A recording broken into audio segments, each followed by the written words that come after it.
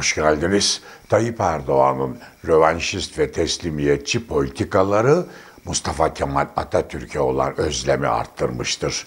AKP iktidarlarının 19 yıllık bilançosu malum şudur: Talibanlaşmaya evrilmek ve içeride dışarıda topyekün tükeniş. Başka bir anlatımla Türkiye AKP ile beraber yeni bir duyunu umumiye sürecindedir ve adeta Osmanlı'nın son günlerini yaşamaktadır.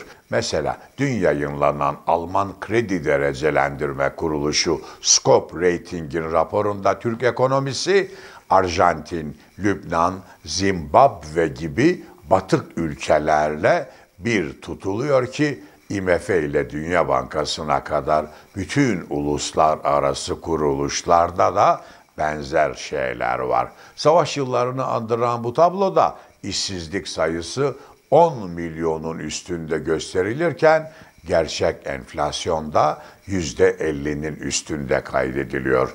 Türk lirası ise an itibarıyla dünyanın en itibarsız birkaç parasından biridir. Artık bırakın 23 bin dolar milyoneri ve eğitimli gençlerin kaçışlarını, son 1,5 yılda 9 bin doktorun ülkeyi terk ettiği dün Tabipler Birliği tarafından açıklandı.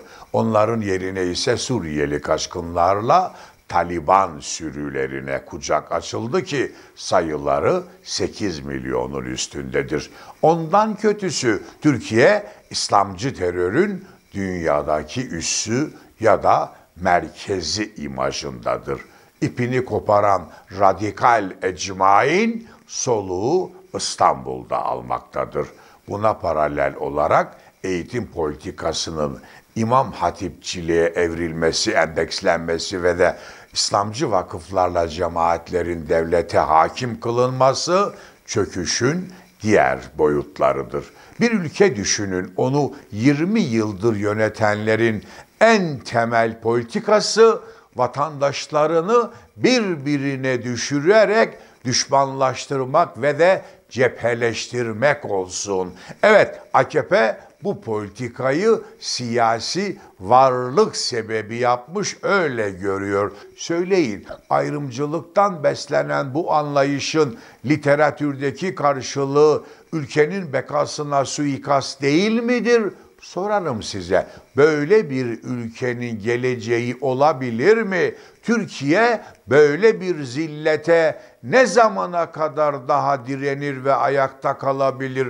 İçerideki bu bozgunculuğa paralel olarak dışarıda da benzer vahametler söz konusudur.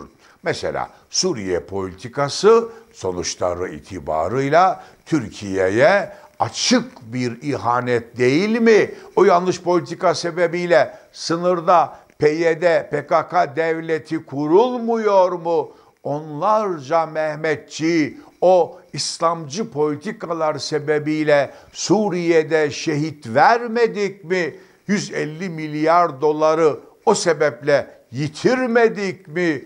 El Nusra gibi çetelerin cihatçı sürülerine o sebeple yıllar yılı maaş ödenmiyor mu? Evet, 10 yıllık ihvancı macera eşittir iflas ve yıkım değil midir? Keza Doğu Akdeniz ile oradaki trilyonlarca dolarlık enerjiden vazgeçen bugün ülkeyi yönetenler değil mi? Cevap versinler. Alınan araştırma gemilerini limanlara çekip orada çürümeye terk etmek neden? Niçin Akdeniz'e çıkarmıyorlar onları? Aynı şekilde Yunan'a diz çöken yine Türkiye'yi 19 yıldır yönetenler değil mi? 18 adamızın işgaline sustukları yetmedi.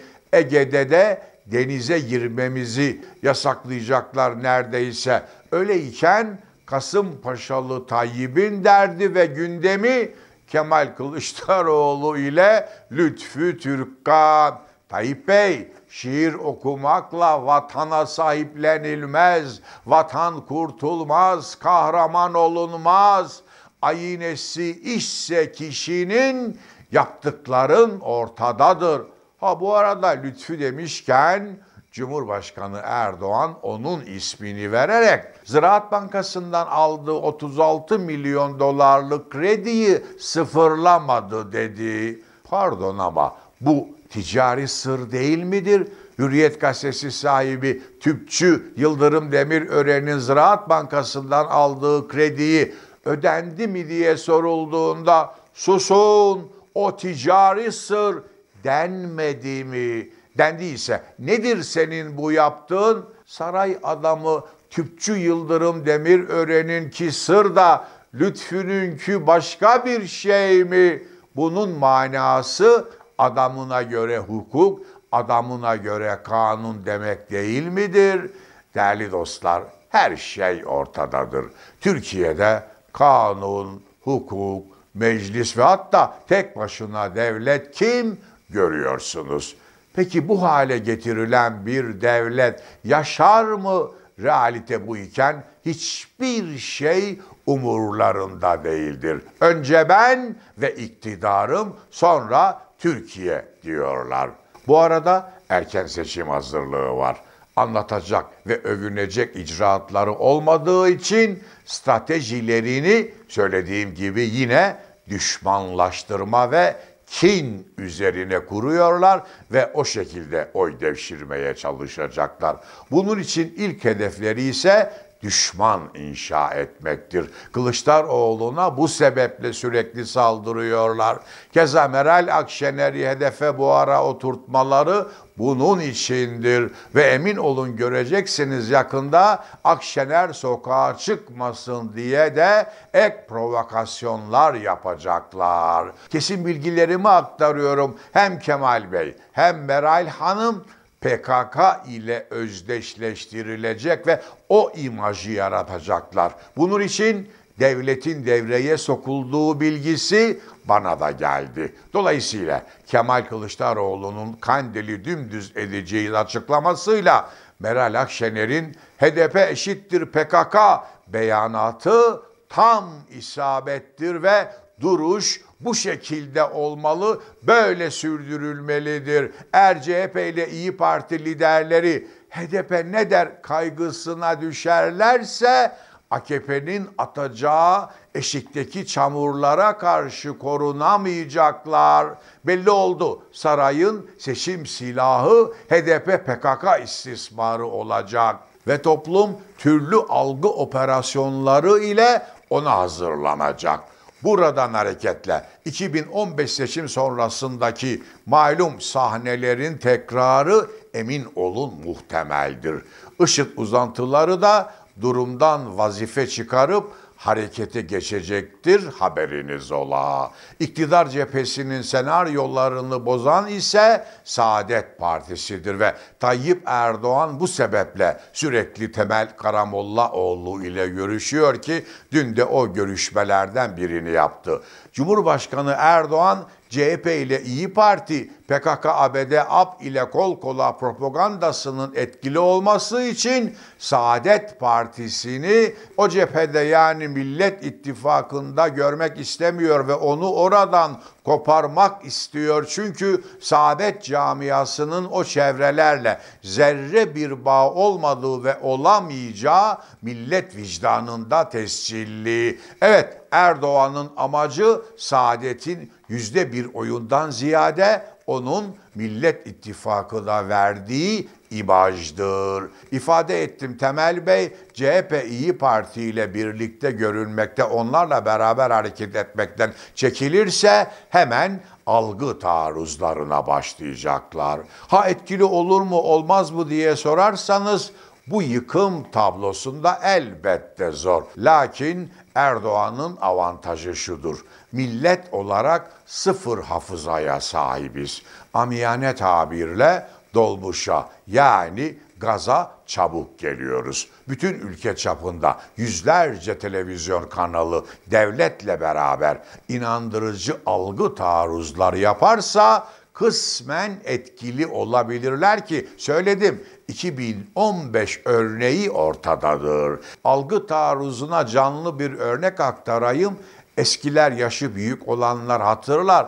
Ömer Öztürkmen Türkiye gazetesinde yazan Kerküklü ve keskin bir Türk milliyetçisi yazardı. İşte o Ömer ağabey üstelik yaşı 80'e merdiven dayamış iken Orhan Pamuk gibi Ermenici, emperyal etki ajanı olan birini karşılamak için yazısında havalimanına karşılamaya gidiyorum diye yazabilmişti. Kendisini arayıp bu ne hal Ömer abi dediğimde utanıp haklısın, medyanın ve kamuoyunun gazına geldim, beni bile etkilediler demiştir. Söylemek istediğim bugünkü iletişim imkanlarında bu tür şeylerin olabileceğidir. Dolayısıyla Tayyip Erdoğan'ın yapacağı algı taarruzlarına aman dikkat. Bu arada Kerkük demişken sevgili Cihat Yaycı Amiral dün feveran etti ve Kerkük'ü Kürdistan'a katıyorlar, ona dahil ediyorlar dedi ki vallahi doğru söylüyor. Malum 1000 yıllık Türk yurdu Kerkük yönetim olarak tamamen Barzanistan'a geçiyor ki bunun ne manaya geldiği ortadadır. Öyleyken soruyorum, güya yerliyim, milliyim diyen Tayyip Erdoğan ile AKP neredesiniz? Güya Türk milliyetçisiyim diye caka satan Devlet Bahçeli neredesin? Görüyorsunuz onların derdi koltuk ve de Kılıçdaroğlu ile Lütfü Türkkan. Bugün son başlığım Ertuğrul Özkök'ün Hürriyet gazetesinden kovulması olacak. Yakından tanıdığım ve 20'den fazla beraber yurt dışı seyahatini yaptığım Ertuğrul'un iyi şarap, iyi müzik ve iyi yaşamaktan başka bir fikri, inancı ve amacı olmadığını bilmenizi isterim. Öyle ki kendi ekibi Hürriyet'ten kovulurken bile zerre umursamamıştır bu Ertuğrul. Keza AKP'ye tepki adına 20 yıl boyunca istifa etmeyi de hiç düşünmedi. Sansüre boyun eğerek kovulana kadar Hürriyet'ten faydalanmaya çalıştı. Ertuğrul aslında ezik bir Bulgar göçmenidir. İlkesizliği ile de Türkiye'de medyanın ahlakını bozan birkaç kişiden biridir. Düşünün, holding patronlarının medyaya girmesi basın özgürlüğünü genişletir bile diyebilmiştir. Dahası var, Rasim Ozan ve Nagihan Alçı gibileri günümüzün medya yıldızları diye selamlamış, sunabilmiştir ve de onlarla arkadaşlık, yoldaşlık yapabilmiştir. Dramatik olan husus şudur. Göreceksiniz, Ertuğrul bulacağı ilk zeminde hemen AKP'ye karşı çıkıp güya muhalefet edecek, muhalefet bayrağını sallandıracak ve de bizim aptal, laik Atatürkçüler bunu bir güzel afiyetle yiyecek. Yemez demeyin, işte Fikret Bila örneği ortadadır. O Fikret Bila 14-15 sene Tayyip Erdoğan'ı hiç eleştirmedi ve bu sebeple defalarca sarayın Erdoğan'ın uçağında ağırlandı. Keza yine arşivler ortadadır. AKP'ye karşı değil diye bu Fikret Hürriyet'e genel yayın müdürü yapıldı. Öyleyken AKP onu Alevi diye tamamen benimsemeyince kovuldu gitti. Sonrası malum, o Fikret şimdi 14-15 sene sonra birdenbire muhalefet olmayı ve AKP'nin kötü olduğunu keşfetti ve şimdi muhalif pozlarında orada burada caka satıyor. İşte bu gibilerdir sol fikriyatı ve medyayı kirletenler. Noktalarken videolarımı paylaşın ve bizi izlemeye devam edin diyorum.